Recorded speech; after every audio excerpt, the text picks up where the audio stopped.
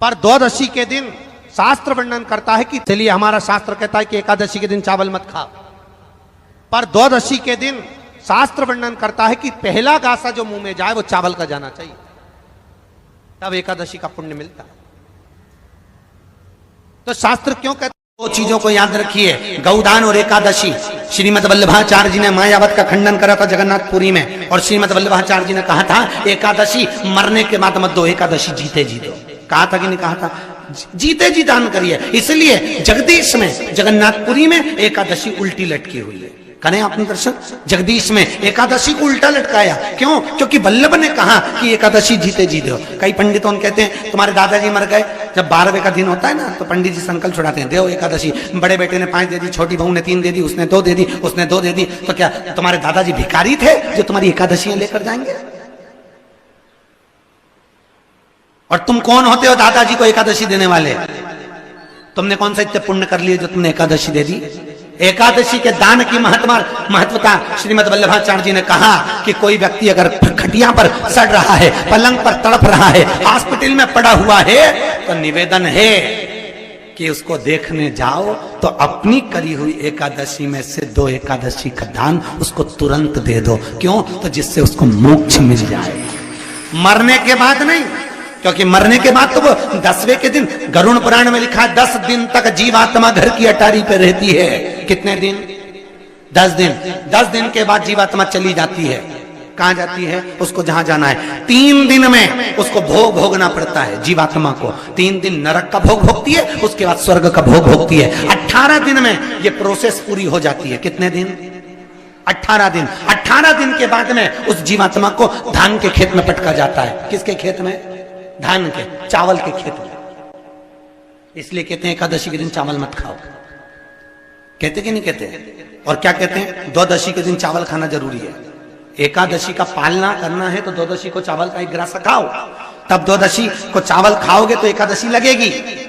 चावल नहीं खाओगे तो एकादशी नहीं लगेगी। द्वादशी को चावल खाना जरूरी है। क्यों कहते हैं? क्योंकि धान के खेत में जीव को छोड़ा जाता है, उस धान के खेत में, चावल के खेत में जीवात्मा रहती है। उसको चिड़िया खाती है तो चिड़िया के रूप में जन्म लेता है, मनुष्य खाता है तो मनुष्य के रूप में जन्म लेता है। इसलिए एकादशी के दिन चावल नहीं खाया जाता, क्योंकि एकादशी के दिन हम चावल खाएंगे तो जीव हत्या का दोष लग जाएगा। फिर कब खाना है? द्वादशी के दिन। द्वादशी के दिन क्यों खाया जाता है?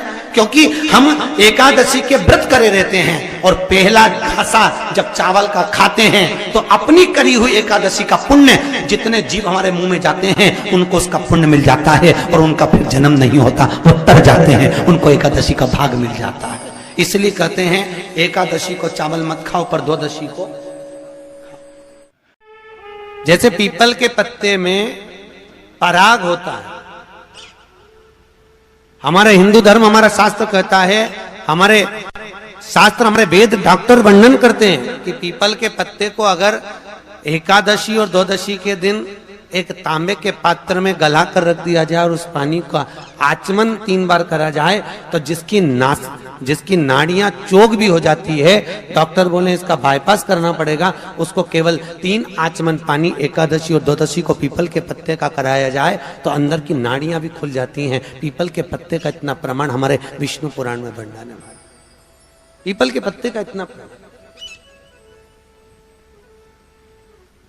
पीपल के पत्ते का इतना लेख। जैसे चर्म रोगधारी व्यक्ति होता है ना, जिसकी चमड़ी सफेद पड़ जाती है, तो उसको क्या करना चाहिए? केवल हिंदू धर्म में केवल एक पीपल का वृक्ष है जिसका पराग झड़ता है, और वो रात्रि को लगभग 10 बजे से 12 बजे के भीतर, 9 बजे से 12 बजे के भीतर पीपल के पेड़ के पत्ते का पानी झड़ता है। उसके नीचे एक थाली रख देना चाहिए, और उस थाली में पीपल के पेड़ के नीचे रख दो, और उसका पराग जब झड़ जाए वो पानी को बाल्टी में धो लो, और धोने के बाद थाली को उस पानी से 15 दिन, 8 दिन, 20 दिन स्नान करिए। धीरे धीरे चर्म रोग समाप्त हो जाता है। सफेद जो चमड़ी पड़ी वो वापस अपने रंग में आना चालू हो जाती है। मात्र एक बेलपत्री का पत्ता, जिसके भीतर ब्रह्मा भी है, विष्णु भी है, शिव भी है, और इस बेलपत्री के बीच वाली पत्ती से लेकर जहां 2 पत्तियां रहती हैं, उस पत्ती के बीच में जो गैप होता है डंडी का, इसमें 64 योगनियां भी है। 64 योगनियां, देवियां भी इसके अंतर्गत विराजमान है। और उस डंडी के नीचे जहां 2 पत्ती है, इस 2 पत्ती के नीचे की जो लंबी डंडी रह जाती है, इसमें 33 कोटि देवताओं का भाग है। उस डंडी के नीचे जो छोटा सा एक मोटा सा भाग रह जाता है, कई बार आप लोगों ने बेलपत्री को तोड़ा होगा तो नीचे एक मोटा सा भाग रह जाता है महाराज, उसके अंतर्गत सारे तीर्थों का भाव जागृत रहता है। उस बेलपत्री को केवल साधारण ना समझे, शिव को अगर समर्पित कर रहे हैं तो संपूर्ण उसी के अंतर्गत, संपूर्ण।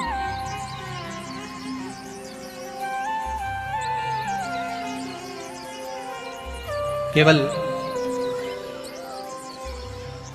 आप लोगों ने बेलपत्र अगर कभी शिव जी पे चढ़ी हुई, हम तो कई बार निवेदन करते हैं कि आप उसका सेवन हफ्ते में एक बार, जिसको भी शुगर हो, बीपी हो, थायराइड हो, हफ्ते में एक बार शंकर जी पे चढ़ी हुई बेलपत्र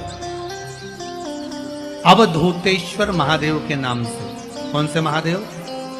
अवधूतेश्वर महादेव के नाम से खाना प्रारंभ कर देना चाहिए हफ्ते में एक बार। और जिसके भी घुटने में प्रॉब्लम रहती है या डॉक्टर ने बोल दिया कि घुटना बदलना पड़ेगा, तो उनके लिए निवेदन है, शिवरात्रि के दिन रात्रि को 12 बजे शंकर जी पे चढ़ी हुई बेलपत्र, भगवान शंकर पर चढ़ी हुई बेलपत्र, शिव जी के मंदिर पर ही बाहर खड़े होकर शिखर का दर्शन कर कर उस बेलपत्र को चबा चबा कर खा लीजिए। घुटना बदलने की जरूरत नहीं पड़ेगी, कभी भी घुटना बदलने की जरूरत। और कई लोगों ने प्रैक्टिकल करके देखा है, आपके बीच में ही लोग बैठे होंगे, बहुत सारे आपके भीतर बैठे। भगवान भूत भावन भूतेश्वर मेरा शंकर, मेरा कैलाशी, मेरा अविनाशी, मेरा शिव है, इस मृत्यु लोक का। पर दुनिया के लोग न जाने क्यों कहे हम कृष्ण वाले हैं, हम श्री जी वाले, हम शंकर के मंदिर नहीं जाते। वो कोई कहता हम नारायण वाले, हम शंकर को नहीं मानते, हम शंकर का प्रसाद नहीं लेते, हम शंकर के मंदिर नहीं जाते। भगवान को ऐसा बांट दिया, ऐसा बांट दिया कि शंकर के दरवाजे को जाने को तैयार नहीं आता। तो किसी ने एक बार पार्वती जी ने शिव जी से पूछा, भोलेनाथ जी कोई तुम्हारे मंदिर में नहीं आता, कोई तुम पर जल नहीं चढ़ाता, कोई तुम्हें नमन नहीं करता, सब ये मंदिर जाना, नारायण के मंदिर जाना, वो मंदिर जाना, वो देवता को रिझाना, वो देवी को रिझाना, पर तुम्हारे को कोई नहीं रिझाता। शंकर भगवान बोले मत रिझाने दे, अपने को कोई दिक्कत नहीं, अपन तो शांति से बैठे रहो। मेरे ससुर ने मुझे श्राप दिया है, दक्ष प्रजापति ने, ए शंकर मैं तुझे श्राप देता हूँ कि तू शमशान में निवास करेगा। शंकर भगवान बोले उस दिन से मैं बड़ा प्रसन्न हूँ क्योंकि मैं शमशान में रहता हूँ। आज किसी का भी भजन कर ले, चाहे ये राम कहे, चाहे ये कृष्ण कहे, चाहे देवी कहे, चाहे भक्त कहे, इसकी मर्जी पड़े, जितना देवी देवता पूछता फिरे, पर आखिरी में मरने के बाद तो मेरे पास आएगा ना, तो निपट लूंगा। बस उस दिन का इंतजार है। और जैसे ही मेरे पास आया, ऐसी लकड़ी में जलाऊंगा गीली कि 3 दिन ठंडा नहीं होने दूंगा। जिस पुराण को हम श्रवण करने के लिए बैठे हैं, ये पुराण कोई साधारण सा नहीं, इसको कोई साधारण सा ना समझे। भगवान शिव की जब कृपा होती है, करुणा होती है, दया होती है, तब जाकर कहीं आप भगवान शंकर की अविरल भक्ति और मुक्ति की पथ को निश्चित करने वाली शिव महापुराण की कथा श्रवण कर पाते। भगवान त्रिवरी देव महादेव, करुणा सागर भगवान शंकर, दया सागर, जिन्होंने आप सबको यहां पर आमंत्रित करा, कहीं भोले बाबा की दया और उदारता ही है जो पूरे शहर सीहोर में ऐसा कोई भवन नहीं है जिसमें आप लोग नहीं हैं, ऐसा कोई भवन नहीं जहां आप लोग। और शहर तो शहर, पूरे नगर में, पूरे गांवों में, खेड़ों में, क्षेत्र में। और एक निवेदन आप सभी से, जितनी देर की कथा है आप लोग उसको स्मरण कर कर श्रवण करें और अपने जीवन को सार्थक बनाएं। बाबा देवादिदेव महादेव ने ये करुणा करी है, कृपा करी है, दया करी है, जिसको हम अपने जीवन में उतार सकते। बस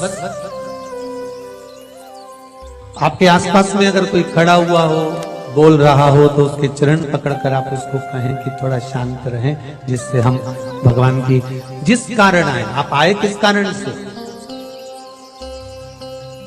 आप किस लिए यहां पहुंचे हो, केवल उसके दो कारण हैं। एक बाबा देवाधिदेव महादेव का प्रसाद स्वरूप रुद्राक्ष चाहिए और दूसरी शिव महापुराण की कथा चाहिए। केवल दो कारण हैं और उसके सिवाय कोई कारण आपके पास में है? कौन किसके यहाँ आता है जी? किसके बस का है? जो कोई आए जाए, किसके बस का? ये तो देव आदिदेव महादेव की करुणा, कृपा, दया, उदारता है, जिसके बल पर हम भगवान की अविरल भक्ति और मुक्ति का साधन शिव महापुराण कथा का रस साधन करते। शंभो शरणे मांगू घड़ी रे घड़ी, दुख काटो दया करी न दर्शन आपो। शंभो शरण मांगू घड़ी रे घड़ी, दुख काटो दया करी न दर्शन आपो। बाबा से केवल एक निवेदन, एक प्रार्थना